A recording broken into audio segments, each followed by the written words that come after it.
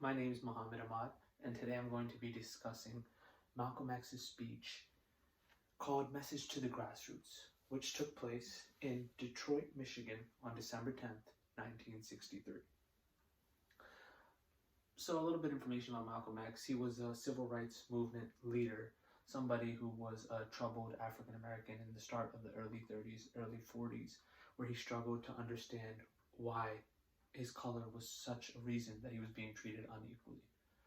He had a couple incidents where he did do time in federal prisons, but Malcolm did something different. He utilized his time to make sure that he understood how he could unite African Americans to beat this oppression. Malcolm's speech outlined his basic black nationalistic philosophy and declared him as one of the major critics of the civil rights movement. As he began his speech, Malcolm wanted to point out that him and every other person in the audience was no different. He was just like every single one of them. He didn't want them to think that he was trying to be a dictator, that he was trying to promote a dictatorship, just like leaders like Hitler and other people did. He wanted to show his people a peaceful, more successful route so that they could unite as one. So he did point out one thing. He pointed out that the white man was the common oppressor to African Americans. He pointed out that white man, blue eyes, blonde hair, and pale skin. And the way that the African American society needed to beat this oppression was to unite as one. They needed to keep their issues amongst each other to make sure that instead of airing each other out, having crises related to crimes that are committed amongst their own communities, they needed to sit down and become a community and focus on bettering each other rather than letting the white man come in and oppress them over and over and lead them into the federal routes of different prisons. Because at the end of the day, he believed that the system wasn't with them. The system was only made for one man, and that man was the white man. So they stopped airing each other out in front of the white man, and Malcolm believed that this would be the beginning, at least the beginning, of something that could possibly shape our criminal justice system or a civil rights movement forever. So a portion of this speech that I believe really has an impactful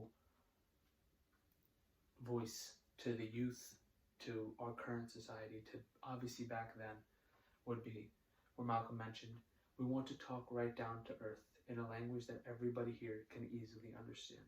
We all agree tonight, all of the speakers have agreed, that America has one very serious problem. America's problem is us. We're her problem. The only reason she has a problem is that she doesn't want us here. And every time you look at yourself, be you, black, brown, red, or even yellow, a so-called Negro, you represent a person who poses such a serious problem for America because you're not wanted. Once you face this fact, then you can start plotting a course that will make you appear intelligent and not unintelligent."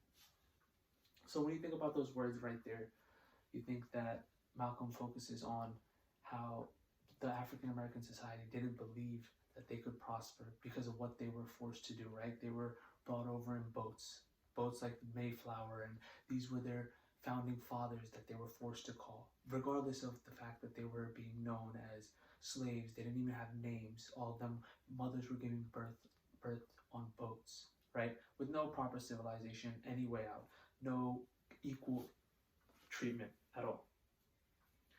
When you relate these issues to what's going on in society today, you focus heavily on how much this speech could still hold a value today. Because obviously throughout our quarantine, throughout our pandemic, throughout every single police brutality incident that happened in our pandemic, right? Or that's been happening for more than years, not even just this pandemic.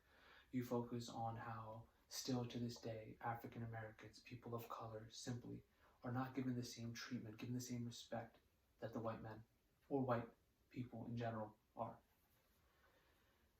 And you think about how it correlates extremely into today's criminal justice system as well. For Malcolm X as an example, Malcolm X was caught in a robbery scene in, I believe, 1945, okay? And he was simply just the driver of that scenario.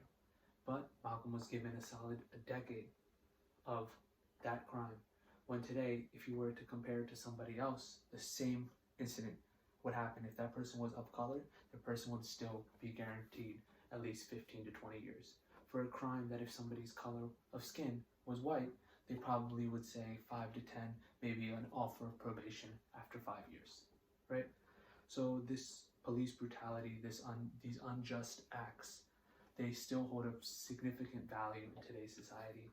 And I believe that today's audience, if this speech was given today, the speech would be just as relevant as it was then than it was now.